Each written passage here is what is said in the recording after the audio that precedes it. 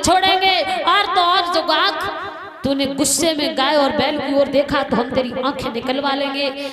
तो कलयुग जो था, कलयुग हाथ जोड़ के परीक्षित के आगे बैठ गया। महाराज परीक्षित जी महाराज, आपकी बात चल रही है, सुन रहे हैं?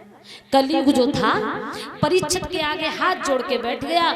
कहने लगा महाराज आप राजा हो और हम प्रजा हैं। आपका काम है दोनों के साथ समान व्यवहार करना। एक बाप के अगर 4 लड़के हैं और चारों एक जैसे नहीं होते, एक थोड़ा खराब भी हो, उसमें कोई कमी भी हो तो बाप उसे निकाल के नहीं फेंक देता। उसी प्रकार से आप समझ लो आप राजा हो और हम प्रजा हैं। अगर हमारे अंदर कोई दोष है तो आप इस तरह से बिना कहे सुने मुझे मारने का अधिकार नहीं है। एक काम करो, तुमने गाय और बैल की बात सुन ली, अब थोड़ा समय दे करके आप मेरी भी बात सुन लो। तो परीक्षित सोचने लगे ठीक है, अब अपने मन की बात भी सुना दो। तो परीक्षित ने सबसे पहले परीक्षित से कलयुग ने एक बात कही, पहले तो आप राजा हो, तुम्हें राजाओं के नियम नहीं आते, क्योंकि राजा वो होता है जो सबसे बराबर का व्यवहार करता है। कलयुग बोला सुनो,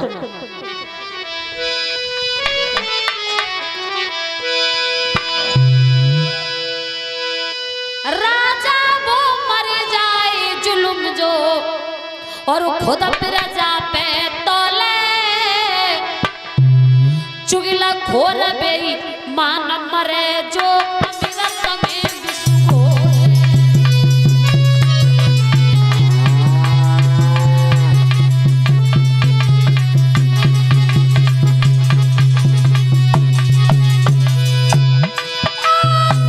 राजा वही मर जाए जुल्म जो खुद प्रजा पे तोले,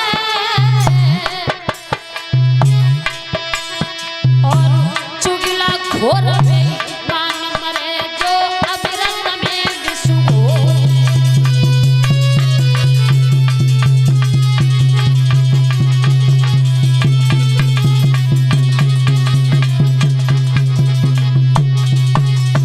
और सुनो, अरे ब्राह्मण वो मर जाए भूल की, अरे ब्राह्मण वही मर जाए भूल के, कबहू सत्य कहना, मांस खाए मदि रात पीवे जो खोटे कर्म अजैना।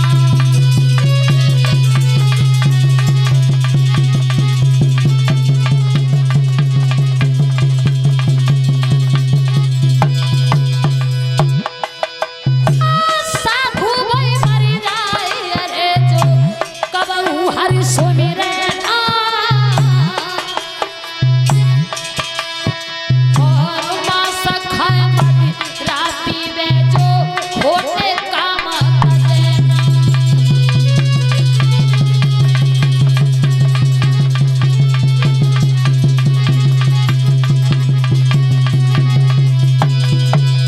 कलयुग बोला, ब्राह्मण के लोग बहुत पूजा करते हैं।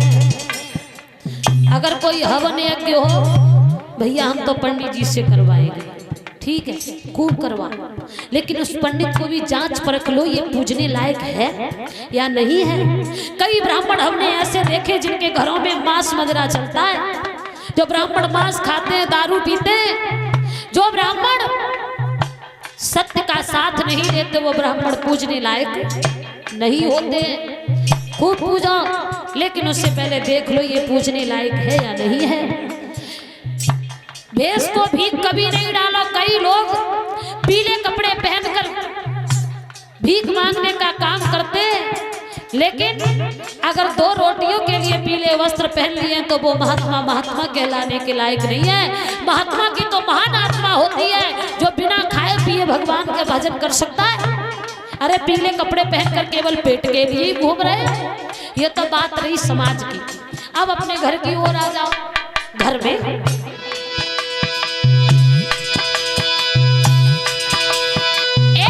बाप वह मर जाए कबहू औलाद को नाई पढ़ा,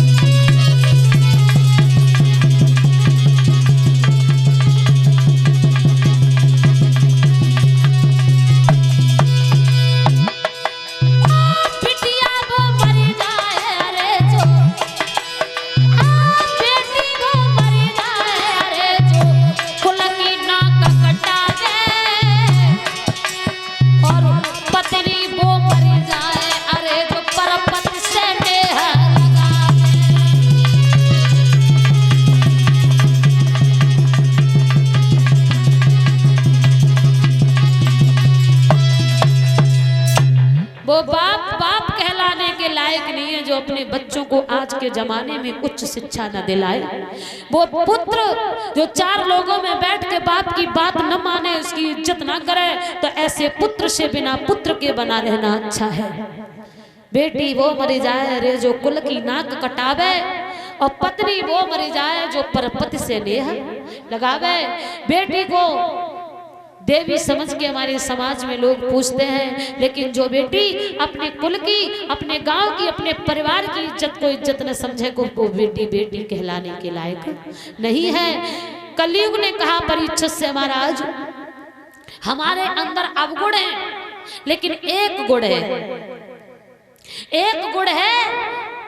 अगर आपको कष्ट न हो तो मैं बताऊं मेरे अंदर कौन सा गुण है। परीक्षित कहने लगे, अगर इतना समय लिया है तो ये भी बता दो तुम्हारे अंदर गुण कौन सा है? तो कलयुग ने कहा, देखो सतयुग त्रेता द्वापर में लोग हजारों वर्ष तक तपस्या करते थे, और उसमें भी मनसा पाप लग जाता था। अगर मन में किसी के प्रति सोच लिया तो वो पाप लग गया, जितनी तुमने तपस्या की है ना सब निष्फल हो जाती। लेकिन हमारे राज्य में ऐसा कुछ नहीं है। हमारे राज्य में भजन पूजा करने की कोई जरूरत नहीं है। क्या? तो बोले सुनो, हमारे राज्य में राम का नाम लेके जो मर जाएंगे, वो अमर नाम दुनिया में कर जाएंगे।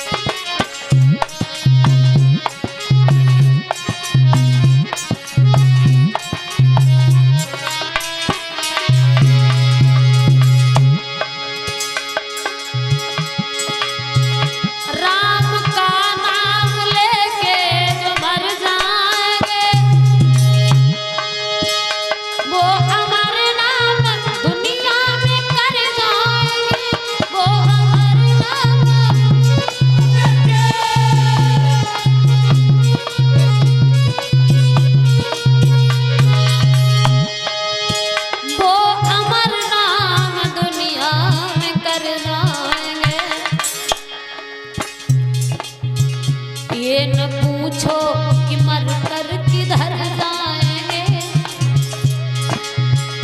ये न पूछो कि मर कर किधर जाएंगे, वो जिधर भेज देगा उधर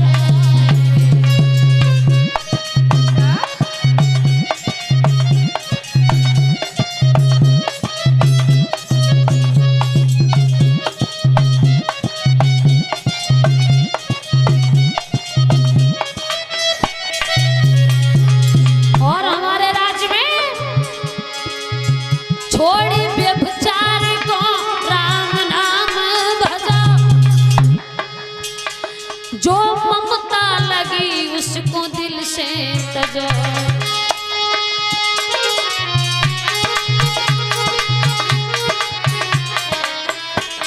क्योंकि राम और कृष्ण का गान गाते रहो, राम और कृष्ण का गान गाते रहो, तेरे गाने पे ईश्वर चल जाए।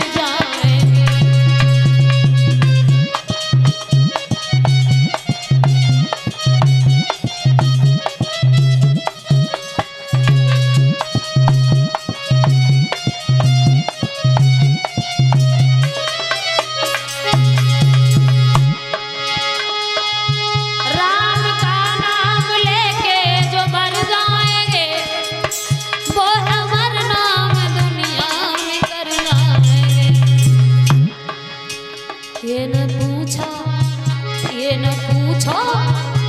न पूछो कि मर के किधर जाएंगे, वो जिधर भेज देगा उधर जाएंगे।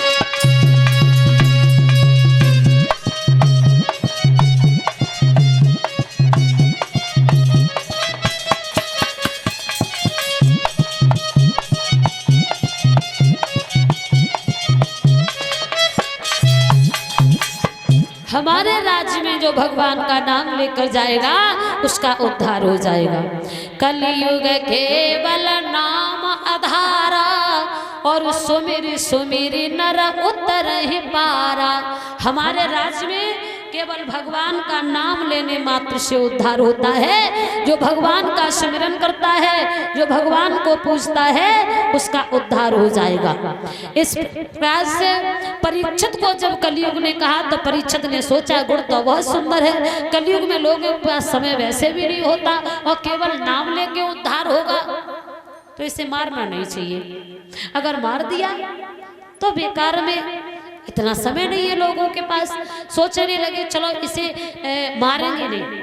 कलयुग से कहा सुनो, हम तुम्हें मारेंगे नहीं, लेकिन तुम्हें हम जगह निश्चित करेंगे, उस जगह रहोगे, हर जगह नहीं रहोगे तुम। बोले महाराज हमें जगह बता दो, हम उस जगह रहेंगे।